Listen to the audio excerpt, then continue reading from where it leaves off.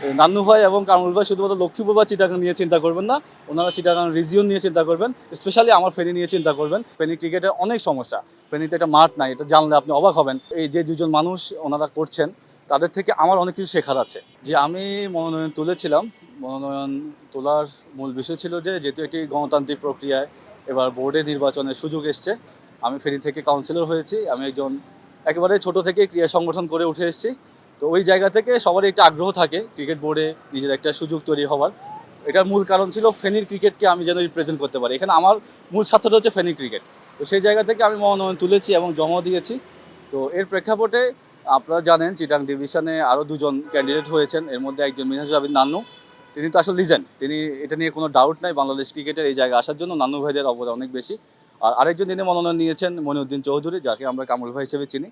তিনিও দীর্ঘদিন ক্রীড়া সংগঠনের সাথে আছেন, জেলা ক্রীড়া সংস্থা লক্ষ্মীপুরের সেক্রেটারি ছিলেন, অনেক আগে বোর্ডের ডিরেক্টর ছিলেন, অর্থাৎ মানে ক্রীড়াঙ্গনের মানুষ। তো আমিও তো আসলে ক্রীড়াঙ্গনের মানুষ এবং আমার যে চিন্তা ছিল যে ফেনী ক্রিকেটকে সামনে নিয়ে আসা। তো এই ক্ষেত্রে আমার কাছে মনে হয়েছে যে যে এই যে দুজন মানুষ ওনারা করছেন, তাদের থেকে আমার অনেক কিছু শেখার আছে। এবং আমরা সবাই মিলে এই চিটাং রিজিয়নে যারা এবার কাউন্সিলর হয়েছে, আপনারা হয়তো দেখেছেন যে ম্যাক্সিমামই হচ্ছে স্পোর্টস ব্যাকগ্রাউন্ডের মানুষ, যেটা খুব জরুরি ছিল।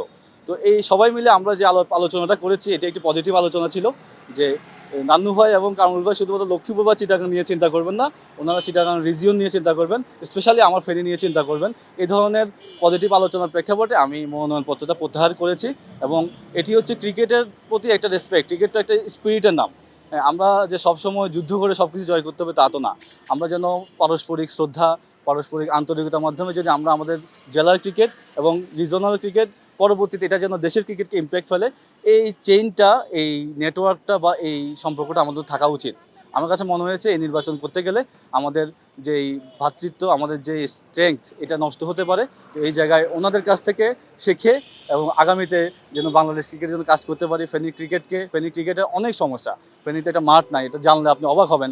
যে এখান থেকে সাইফুদ্দিন উঠে এসছে, এখানকার আমাদের লোকাল সংগঠকদের ঐকান্তিক চেষ্টা, ওখানকার ক্রিকেট একাডেমিগুলো অ্যাক্টিভ, ওখানকার ক্লাবগুলো অ্যাক্টিভ, কিন্তু একটা মাঠ নাই। যে আমরা যেটা ক্রিকেট খেলবো আন্ডার 14-এর যে একটা ম্যাচ হবে, একটা টার্ফ উইকেট নাই।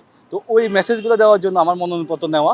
এবং আমার কাছে মনে হয়েছে যে যে দুজনকে আমি সম্মানের সহিত ওনারা এখানে করতে চায় বা হতে চায়, তারা যোগ্য মানুষ। আমার কাছে মনে হচ্ছে ক্রীড়া সংগঠনের মানুষ, আমার কাছে মনে হয়েছে ওনারাও ফেনীর প্রতিনিধিত্ব করবেন। একটা বিষয় জানতে চাচ্ছিলাম ভাই, সেটা হচ্ছে কি কোনো ধরনের, আপনি খুব সহজ করে বললেন, বাট কোনো ধরনের কি কোনো প্রতিবন্ধকতা বা কোনো ধরনের কোনো চাপ বা এগুলো আছে কি? না না, সবচেয়ে ইন্টারেস্টিং বিষয় হচ্ছে যে আমি যখন মনোনয়নপত্র নিয়েছি, জমা দিয়েছি, এটি একটি ওনারা খুব পজিটিভভাবে নিয়েছে। কারণ হচ্ছে যে আমাদের এখানে তো প্রতিযোগিতা করার মানসিকতা কম, আমরা হয়তো কাউকে ছেড়ে দেই অথবা কাউকে ভয় পাই। বাট এই জায়গায় ওনারা আমাকে খুব ওয়েলকামিং করেছে এবং আমার এই ইনিশিয়েটিভটা, একটা ফেনী একটা জেলা শহর, এটি চিটাং ডিভিশনের একটি শহর। তো সেখান থেকে আমি কাউন্সিলর হয়েছি আলহামদুলিল্লাহ, সেখান থেকে আমি মনোনয়ন নিয়েছি। তো এটা কি ওনারা কিন্তু খুব ইতিবাচকভাবে দেখেছেন এবং ওনারা কমিটেড যে আমরা সবাই মিলে ফেনী ক্রিকেটটা ডেভেলপ করছি। এখানে কোনো চাপ বা কোনো ধরনের সম্মান বলা যেতে পারে, আবদার বলা যেতে পারে, আন্তরিকতা বলা যেতে পারে, এটি ঘটেছে।